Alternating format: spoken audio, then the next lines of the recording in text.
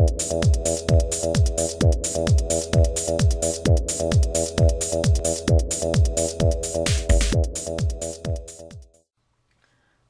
there folks, today I'd like to take a casual peek into the Power Rangers Mixx N Morph, Mighty Morphin White Ranger and Tigerzord action figure set from Bandai.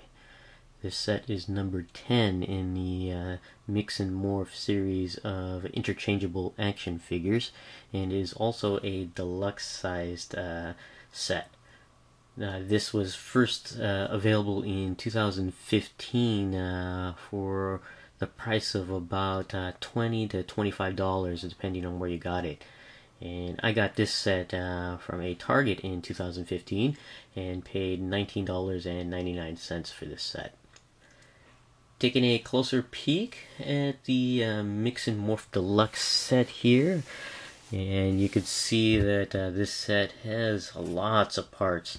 You can construct two separate figures from this set, or you can mix the parts together and create a third figure. And not only can you just mix and match parts from this set, but you can mix and match from other Mixx N Morph sets in the series to create a really unique action figure. And an example of that is right over here. You can see a mixture of all of these different sets to create this unique figure there. So that's pretty cool. But this particular set is focusing really on the White Ranger from the Mighty Morphin Power Rangers series, which is pretty cool. You can see the White Ranger here, and you can see here in parts what are to be the Tigerzord in both I guess the Tiger mode and the Warrior mode, which is pretty neat. And you can see it's in a nice display packaging here, showing all the parts. And you can see the Power Rangers logo at the top there, at the top corner. You can see that you can build, mix, morph all of those parts together, which is pretty cool. And down here you can see that it's part of series 10 there, and you can see that it's the White Ranger and Tigerzord, and of course the mixture of all of those neat pieces here. On the side here you can see the Tigerzord in Warrior mode there, and down here you can download the free app, I guess, that's running for the current series of Power Rangers, Dino Charge, I believe. So that's kind of cool. Just the logo on this side of the packaging. Here we have the back of the packaging here, and it's pretty cool. Yeah, here it shows you that you can morph your hero, and it's just basically morphing pieces that are just within this set. So that's kind of cool. But here on the right, you can see that it's mixing with other sets in the series, such as set number 9, set number 11, set number 1, and set number 2, which is pretty cool. Down below you can see the other offerings from the Mixx N Morph series, starting over here with set number 1 with the red Dino Charge Ranger there, and the Dino Charge Megazord number 2, and the number 3 is an alternate color of the Dino Charge Megazord, number 3. Number 4 is an alternate color of the Tigerzord in Warrior mode, so that's kind of interesting. Number 5 is a alternate coloring of the Clawzord from Power Rangers Samurai. Pretty neat. And then you have deluxe set series that are also available, like number 9, the Dino Charge, between the Megazord and the Red Ranger there. I believe this is a different Red Ranger than set number 1. It's a translucent version there. Number 10, of course, we have here. And number 11 is the Samurai Gold Ranger with the Clawzord. So, quite a few offerings in this first wave of the Mixx N Morph series. Now, we'll be right back and have the contents of this set out of the packaging. Okay, we're back, and we have the contents of this set out of the packaging, and as you can see here, quite a few parts, this being a deluxe set of the Mixx N Morph series.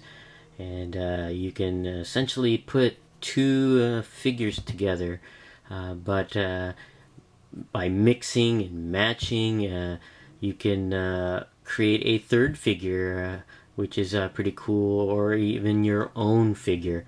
And with other Mixx N Morph sets, you can create even more combinations, which is pretty cool. It's very similar to Hasbro's releases of the superhero mashers and the Transformers mashers, using a similar concept, but it's slightly different, especially in the joints. I believe the mashers from the Hasbro line use pin-socketed joints, but this one uses mostly ball-socketed joints. But the concept is still pretty much the same. You take parts, body parts, and you mash them together, or morph them together in this case, and create your own unique hero, which is pretty cool. Now, before we start mixing and morphing this set together, we're going to go ahead and take a look at what's included here in the set. Basically a guide to putting your Ranger or Zord together, which is pretty cool, pretty neat. It shows you how to essentially snap the pieces together and create a figure. Of course, being a mishmash of body parts, you don't have to go essentially by this guide, but this guide shows you at least how to create the White Ranger hero and the Tigerzord.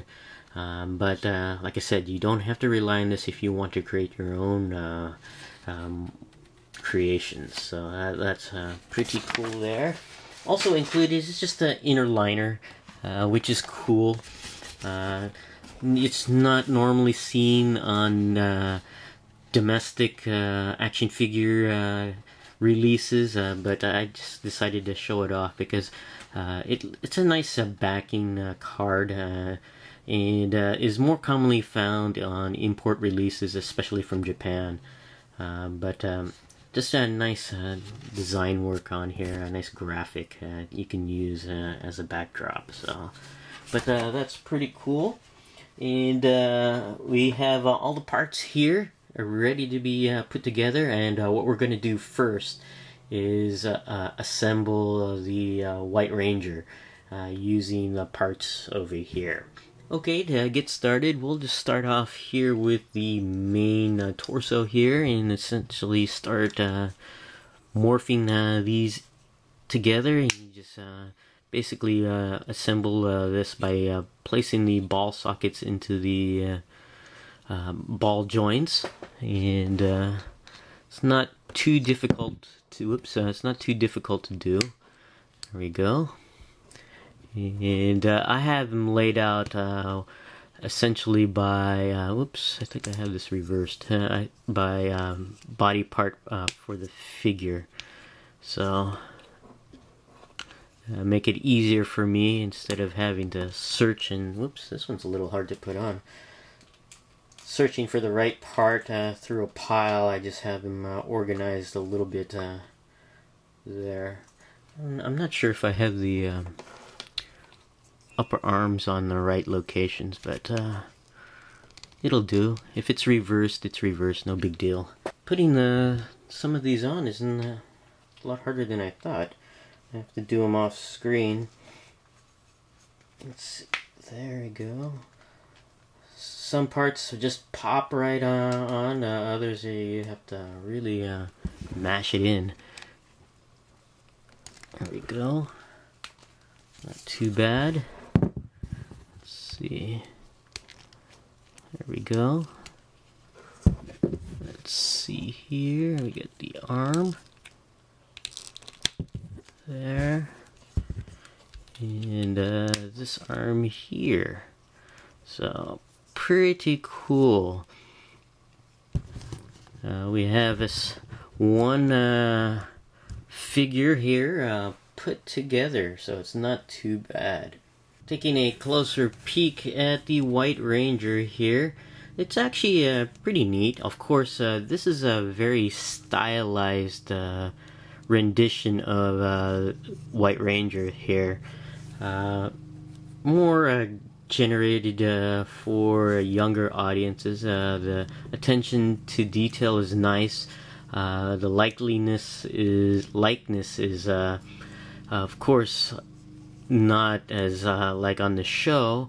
You could really see the stylized proportions, as well as additions like these claws here. But it's still a really neat little figure. Not really little, because this figure stands about 6 inches tall. So, but yeah, the proportions, of course, are just amplified a little bit to make it a more, not toonish, but a less realistic, but more fantastical. So, but it's pretty cool. But you could see the White Ranger here in his iconic armor piece here of yellow and black. Although I think it's supposed to be gold and black, but here it's a very bright yellow. Not too bad. And of course you can see the helmet design there. Nicely done with sculpting and paint. Combination of the two. And the paint application is actually done very well. No bleeds anywhere or misplacement of the paint. So that's really kind of cool. And you can also see the paint application on the chest area. Very, very nice. And on the driver there, pretty neat. And application of paint on the claws there, as well as on the feet. So very, very cool paint application. Very nicely done there. And the sculpt is very cool as well. Now, in addition to the iconic White Ranger chest armor there, you have some nice detailing here along the arms.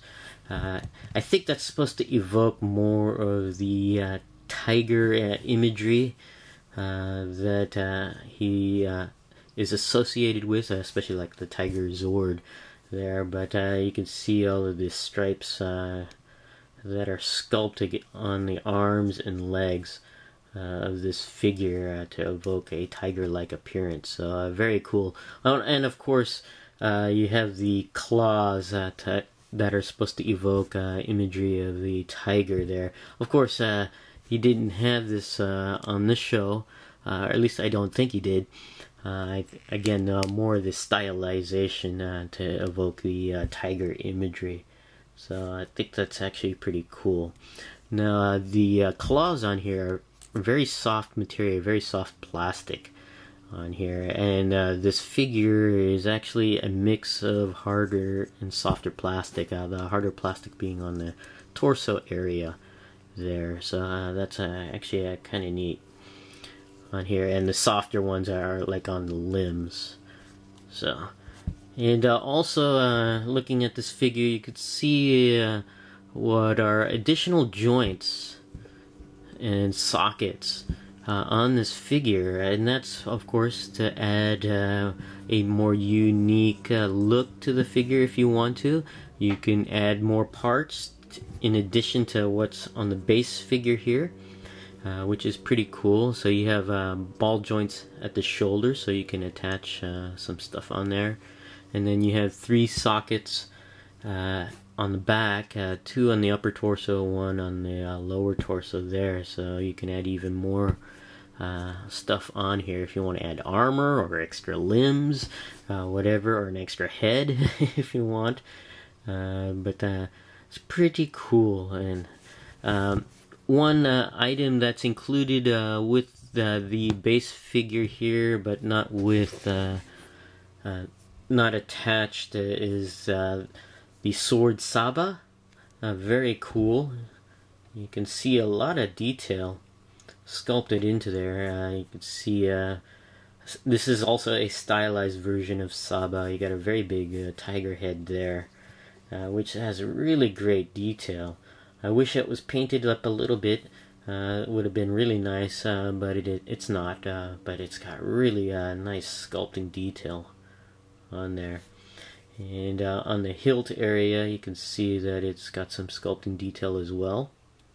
And there's also a ball joint there, so you can, if you want, put it on the back of the figure. So that's kind of neat. Or any other place where you can find a socket, and removing it is actually a little hard. You have to pull really hard on it.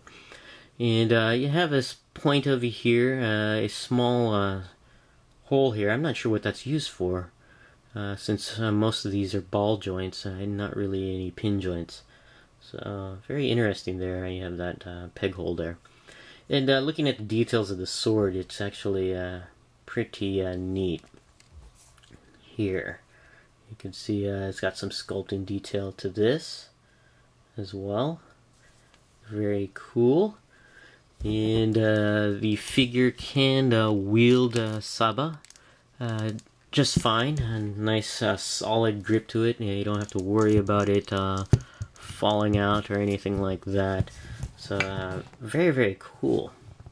Now, as far as articulation is concerned, I'll go ahead and start off with the head. Like I said, most of these joints, or almost all of these joints, are ball socketed joints, so you get some nice range of movement for the head. You can go all the way around, down and up, and not up so much because of the back of the neck there. Causes some resistance, really more down than up, and of course side to side as well, so that's nice. The arms at the shoulders can go all the way around and can go out about that much and inwards about that much, and does rotate forward and back, so that's kind of nice. The elbows do bend about this much and extend about that far, and of course go all the way around, and rotational movement on the ball joint. There are no joints at the wrist. The joint at the waist makes the top half of the figure go all the way around and slightly up and down, slightly side to side, and maybe if you pulled a little bit you can get additional range on there, but mostly just around movement there. The legs at the hips can go upwards about that high or even higher, and back about that much if you want, and can go out about that far before the sculpt runs into the hip area, and can rotate as well around, but that's about as far as it'll go. The knees do bend that far back and this far forward, and you can rotate it not too much before it pops out, but you can rotate it out about that much, and I really can't get it the other way around because of the knee joint, knee sculpt there. And that's about it as far as articulation for this White Ranger figure configuration. So not too bad. A very stylized version of White Ranger there. So pretty cool nonetheless. But we're going to go ahead and take a peek at the next figure in this set, being the Tigerzord. And to put the Tigerzord together, it's a little bit less intuitive than the White Ranger, so I'm going to rely a little bit on the instructions, but we're going to go ahead and start with the torso of the Tigerzord, or really the head area of the Tigerzord in this case, and we'll attach the legs, front legs there, and there, and basically we're going to take this leg here, and I'm not sure how this is gonna work on here. Let's see. It says to turn it. I'm not sure in which direction I'm supposed to turn it. So let's see. Actually, that's the back leg. So attaching the front leg together like that. There we go. We got the front portion of the Tigerzord there, and this is supposed to be the back leg, I believe. Let's take a look at it off screen here. Oh, basically for the feet on here. Basically, put the feet together like that, and the feet like this. That's the back feet area, I believe. And we're supposed to turn this way. Let's see here. Okay, I think I figured this out, but we're supposed to take this leg here, flip it down, and then rotate it around. There we go. So until we have it in this position, this is how the back leg is going to be. And then you flip this little joint there, and you take this leg, you flip it down and around as well, and basically these two pieces mesh together to form the back portion of the Tigerzord. But before we put those together, we have to attach the tail, which is basically the sword, another sword here. And you just push this in there, and then we get the push these two pieces together to form the back portion of the Tigerzord, and then by putting these together, it produces a tab there, which you can insert into the back of that figure, and we have a Tigerzord here. Very cool. Nice mix and of pieces together, a little bit less intuitive, like I said earlier, to put together, but once you have it put together, at least the first time, you know how to put it together without having to resort to the instruction sheet. So pretty cool. Now, taking a closer peek at the details of this particular Tigerzord here, you can see it's got nice sculpting detail with some decent paint application. There, you can see the head of the Tigerzord there. Very cool, very nicely sculpted, with paint black and yellow applied in red as well. So again, no bleeding of the paint, applied very well. And then you can also see some details along the shoulders of the front legs. Very cool. And of course here we have the paws, and the design of the back half of the figure is alright, decently sculpted there, and painted as well on there. I'm not too big a fan of the hind legs there, but it is what it is, in order to be able to mix this together using existing parts here and there. Of course, we have the tail here, which is pretty neat, using the sword from this particular figure set on there, and it's actually pretty neat. Now, what's left over from the set, of course, is the head. Now, the instructions say that you can actually attach the head here at the ball joint at the back, which looks kind of funky to me. And there's also a ball joint here where in the pictures you can attach the head. Again, to me, it looks a little off. It doesn't represent the Tigerzord as in the show, but again, these are stylized versions, so you can do what you want. You can even put an arm on there if you want, but we're not going to do that in this case. But here we're going to go over articulation of this Tigerzord. There is no movement of the head whatsoever. It's sculpted into the torso piece there. But the front legs can rotate, not all the way around because the back legs do get in the way. But if you move the lower front leg, you can get the shoulder all the way around.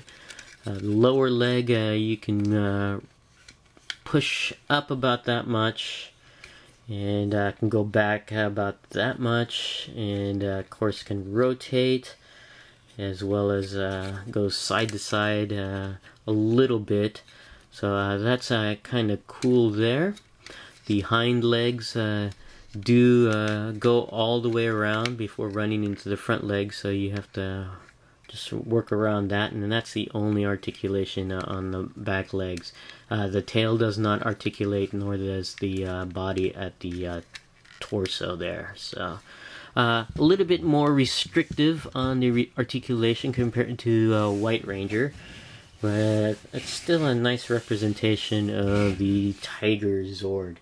Now, if you take all of the pieces from the Tigerzord here and the White Ranger here, you can construct a third figure, and that's essentially the Tigerzord in warrior mode, utilizing, of course, this head and a mix of these two sets. So we're going to go ahead and do that next.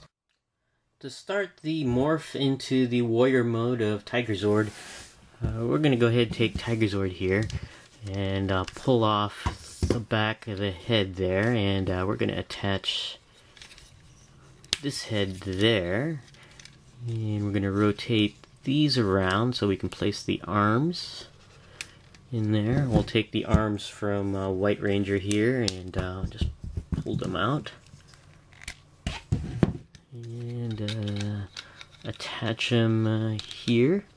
Whoops, I got the wrong arm in there. Attach it in there. So basically he has some armor on the arms here. There. So that's kind of cool. Then we're going to take this apart. Take the sword out. There. And let's see here. Rotate that, or flip that, and then rotate it. So we have the lower legs there. Do the same, flip and rotate.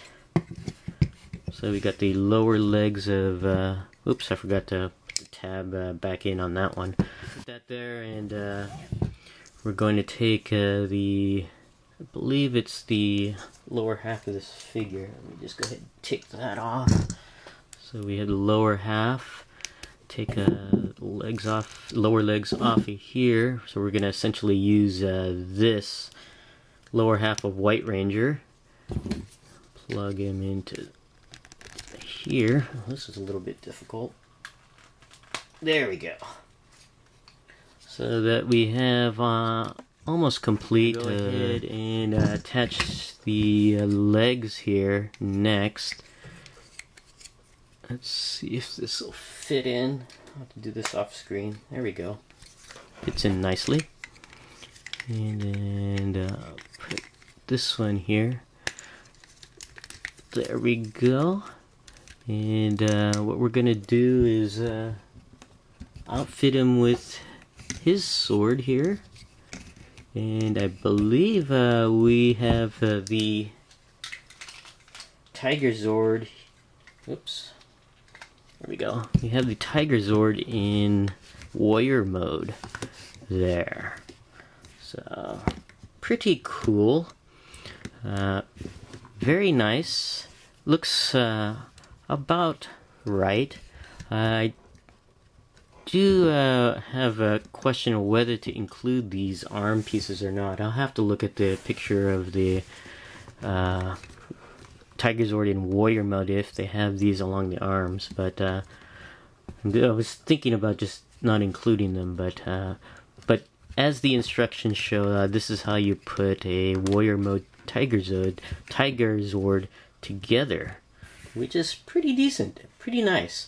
One major thing I have a problem with is just the articulation at the shoulders, but we'll go over that in a little bit. But it's a nice third figure in the set to include, which is very, very cool.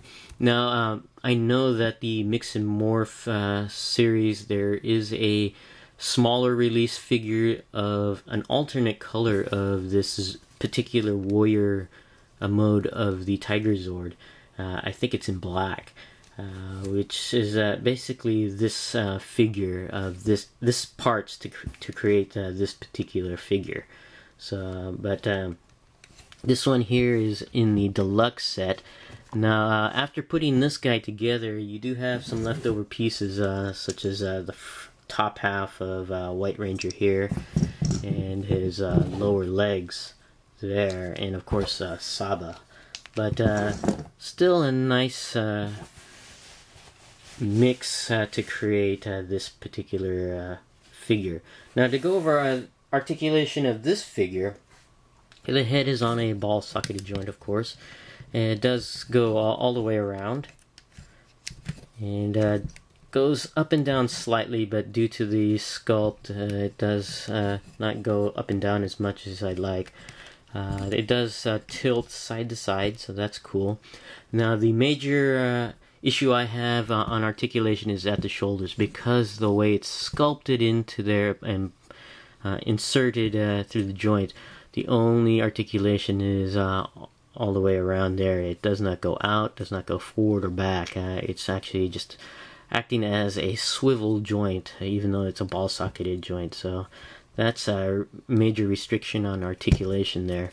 Now, there is a ball joint at the elbow, allows you to put the arm bend about that much, straighten out about that much, and can go all the way around. And there's an additional joint for the arm, so you can move the arm out of this leg here, or armor piece, you could say. So you can move the arm up and down. You can rotate it, but not that much due to the sculpt within this piece here. So you have that articulation there.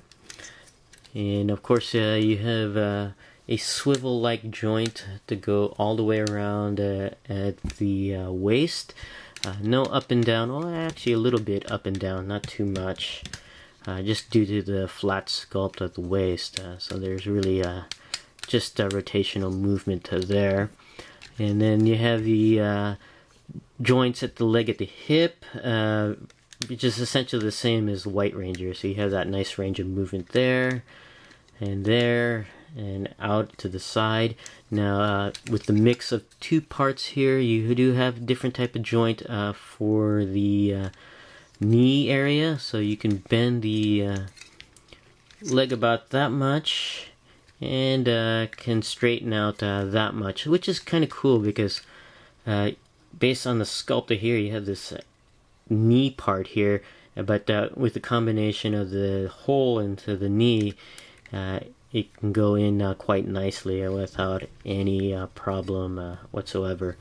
And then the feet here have really nice articulation with an ankle pivot there, and slight upward and downward movement. So you can get some decent poses in the leg area of this figure, just kind of restrictive here at the shoulders. So very nice mix to create a warrior mode of Tigerzord. So pretty cool, and very nice set here, the Mixx N Morph series, to create all these additional creations that you can put together, just depending on your how many parts you have and your imagination. If you can acquire all of the other Mixx N Morph sets, you can get quite a nice figure together. So this is my casual peek into the Power Rangers Mixx N Morph White Ranger and Tigerzord. Thanks for watching, and we'll see you guys next time.